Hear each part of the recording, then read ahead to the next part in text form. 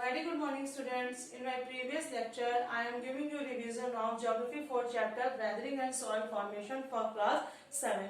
And now today I will continue the revision of this chapter. So today I am going to revise difference between weathering and denudation.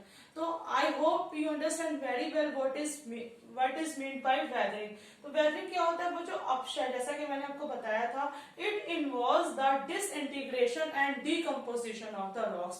तो इसमें क्या होता है बच्चों?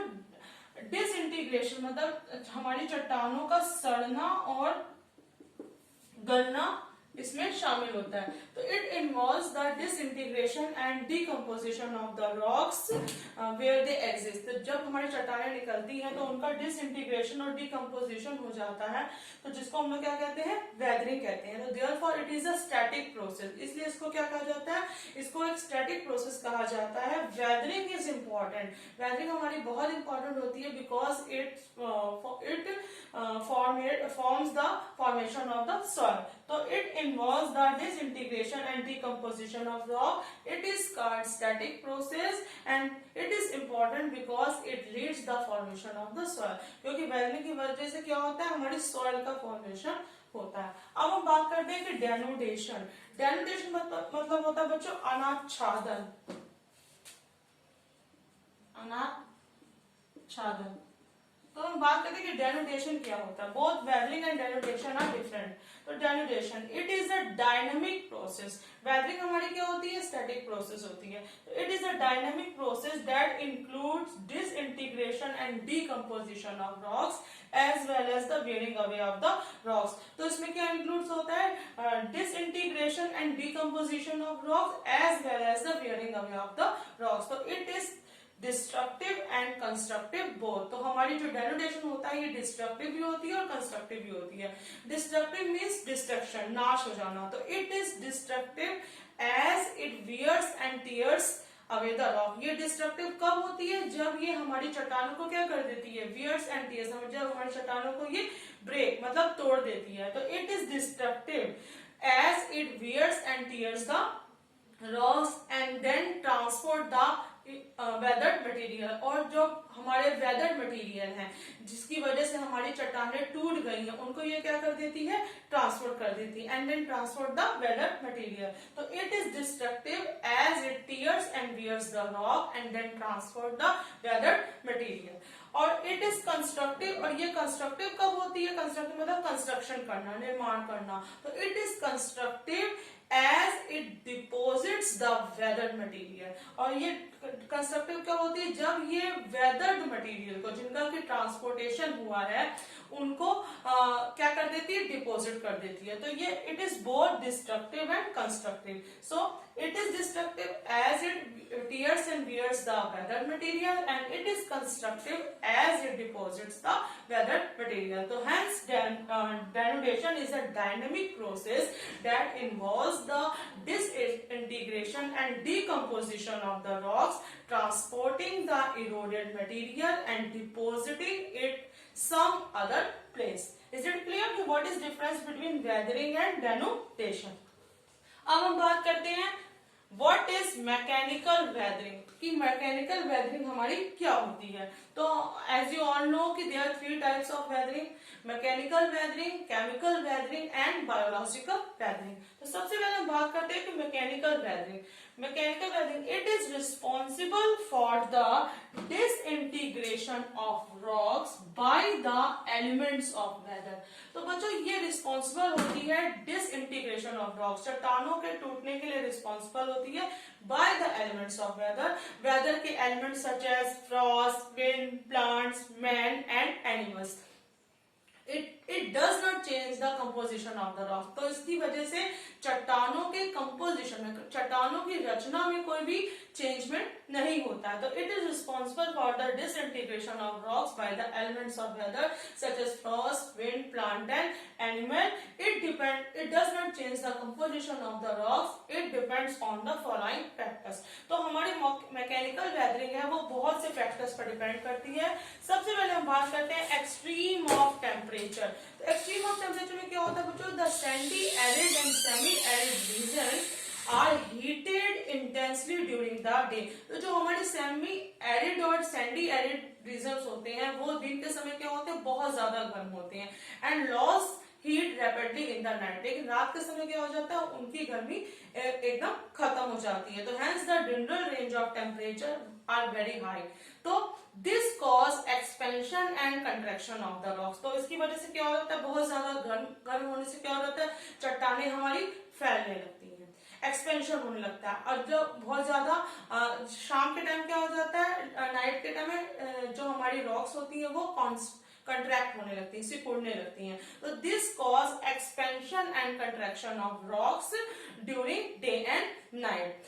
This cause break to rocks and disintegrate. तो इसकी वजह से क्या हो जाता है, एक्सट्रीम ऑफ टेम्परेचर की वजह से कि it depend on the extreme of temperature. दिन के समय चट्टाने हमारी क्या हो जाती हैं, फैल जाती हैं, और रात के समय क्या हो जाता है, हमारी चट्टाने सिकुड़ जाती हैं। तो अब हम बात करते हैं एक्सफोलिएशन। तो एक्सफोलिएशन जैसा कि मैंने बताया कि the changes in temperature during summer and winter and in the case of arid region during day and night causes expansion and contraction of the rocks and this causes the rocks to break up।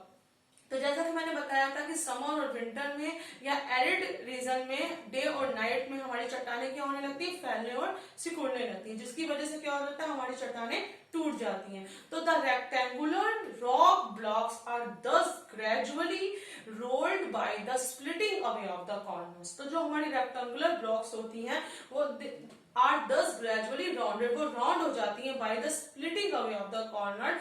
This process is called exfoliation. Now next factor is nature of rocks.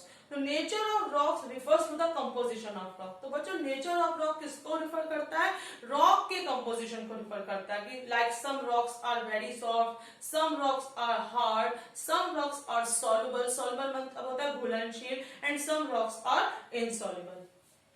Next factor is structure of rock। The texture and structure of rocks are also affect the process of weathering। Example, the vertically arranged layer of rocks are more susceptible compared to the horizontally arranged layer of the rocks।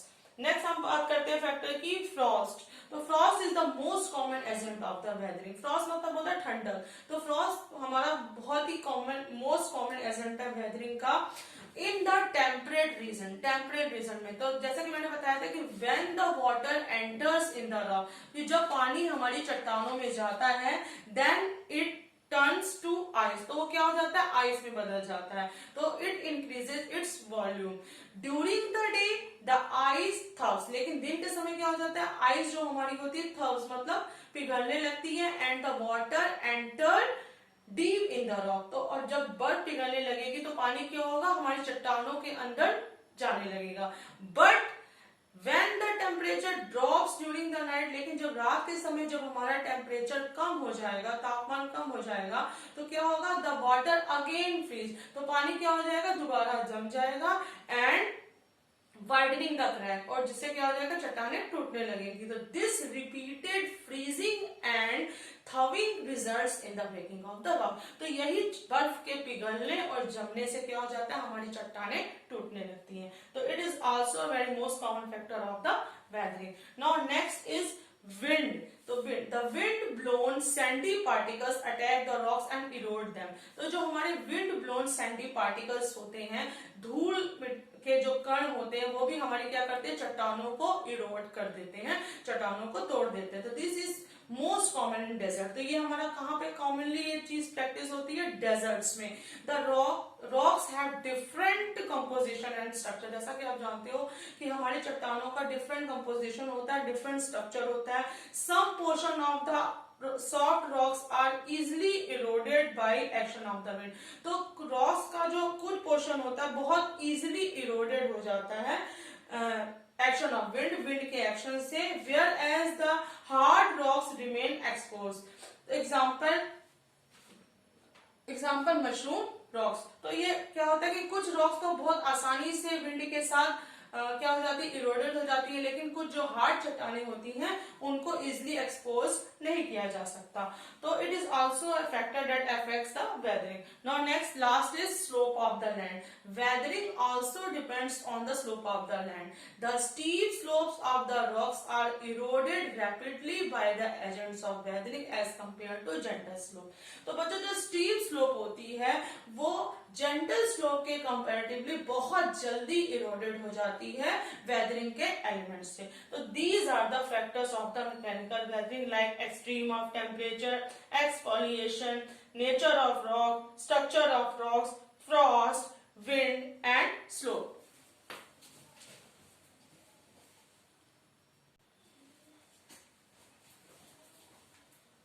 तो बच्चों next हम बात करते हैं question की, what is meant by biological weathering. तो biological weathering हमारी क्या होती है, it is weathering cause by plants and animal. तो ये हमारी वेदरिंग जो होती है biological, it is caused by biotic factors like plants and animals. Plant and animals release acid. तो plants और animals जो हमारे होते हैं वो क्या रिलीज करते हैं, एसिड को रिलीज करते हैं। फॉर्मिंग केमिकल्स, जो किससे फॉर्म होता है, केमिकल्स से, that cause weathering and also contribute to the breaking down of the rocks and landforms.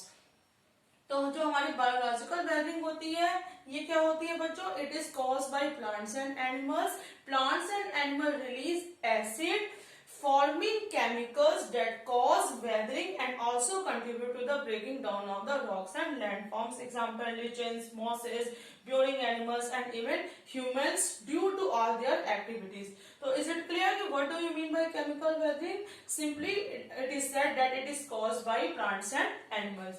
Now next, how does biological weathering take place?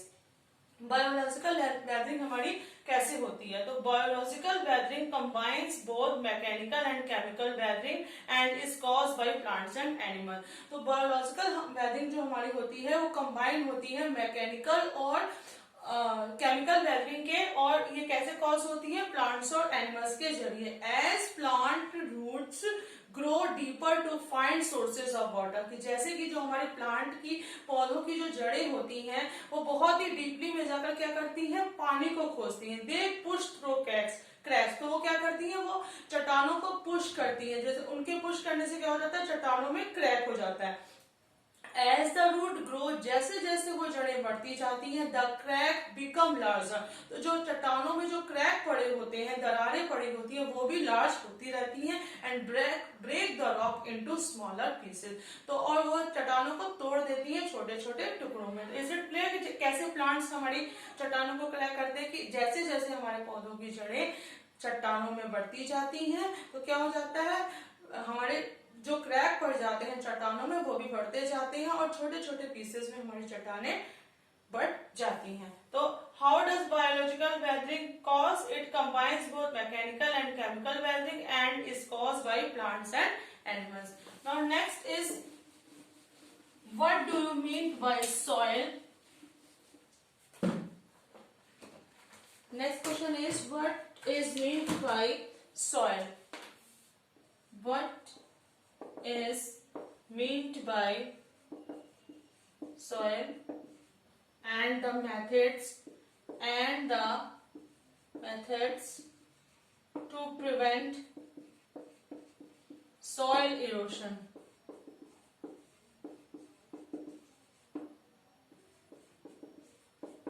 तो बच्चों अब हम बात करते हैं कि what is meant by soil. Soil से हमारा क्या मतलब होता है। तो soil plays a very important role in the geography and it is one of the most valuable resources. तो ये हमारी क्या है, बहुत ही कीमती रिसोर्स है। It is abiotic resources that is renewable. तो ये हमारे अबायोटिक रिसोर्स है जिसको कि हम दोबारा क्या कर सकते हैं, रिन्यू कर सकते हैं। It determines the quality of the land, it forms the basic of agriculture. तो सॉइल से हमारा क्या होता है, ये हमारी डिटरमाइन करती है लैंड की क्वालिटी को। It forms the basic of agriculture, ये एग्रीकल्चर के बेसिक को फॉर्म करती है and provide support and nourishment to the plants. और प्लांट्स के लिए क्या प्रोवाइड करती है, सपोर्ट प्रोवाइड करती है और नरिशमेंट प्रोवाइड करती है। The soil has no definite and constant composition, it contains both decayed plants and animal substances. तो उसके अंदर क्या होते हैं कि हमारे डिकेड मतलब सड़े हुए पौधों और जानवरों के अंश होते हैं। It consist of silica, clay and chalk, तो इसमें सिलिका, क्ले और चॉक भी होता है। Soil contains organic matter called humus, soil में हमारा ऑर्गेनिक मैटर होता है जिसको हम लोग क्या कहते हैं, ह्यूमस बोलते हैं, जो कहां से लिया जाता है, from the decomposition of plants and animals. पौधों और जानवरों के सड़ने से जो मटेरियल निकलता है उसको हम लोग कहते हैं ह्यूमस। तो ये हमारा क्या होता है, ये हमारा ऑर्गेनिक मैटर होता है which is derived from the decomposition of plants and animals and it is very fertile for agriculture. Soil consist of two layers, soil में हमारी दो लेयर होती हैं। The top soil is very important, जो soil की top soil होती है, सबसे ऊपर की जो मिट्टी होती है बच्चों, बहुत इंपॉर्टेंट होती है। All crops are grown in this soil, सभी प्रकार की फसलें इसी टॉप सॉइल में ग्रो करती हैं क्योंकि ये बहुत ज्यादा क्या होती है, फर्टाइल होती है। The sub soil is also called regolith, और जो हमारी सब सॉइल होती है उसको हम लोग रिगोलिथ कहते हैं। It is not as productive, लेकिन ये उतनी प्रोडक्टिव नहीं होती जितनी हमारी टॉप सॉइल होती है। तो अब हम बात करते हैं कि आप जैसे कि आपको पता चल गया कि हमारी मिट्टी की कितनी उपयोगिता होती है, लेकिन हमारा क्या होता जा रहा है, हमारा सॉइल कंजर्वेशन होता है, सॉइल इरोशन हो रहा है। तो जैसा कि मैंने आपको बताया था कि सॉइल इरोशन क्या होता है, removal of the top layer of the soil by blowing wind और फ्लोइंग वाटर, मतलब बहुत तेज बहते हुए पानी से या बहुत तेज बहती हुई हवा से मिट्टी की ऊपरी परत का हट जाना हमारा क्या कहलाता है, सॉइल इरोशन कहलाता है, मृदा अपरदन कहलाता है। तो उसको कैसे रोका जाए, how to conserve the soil. तो there are some methods that adopted for the conservation of the soil like afforestation.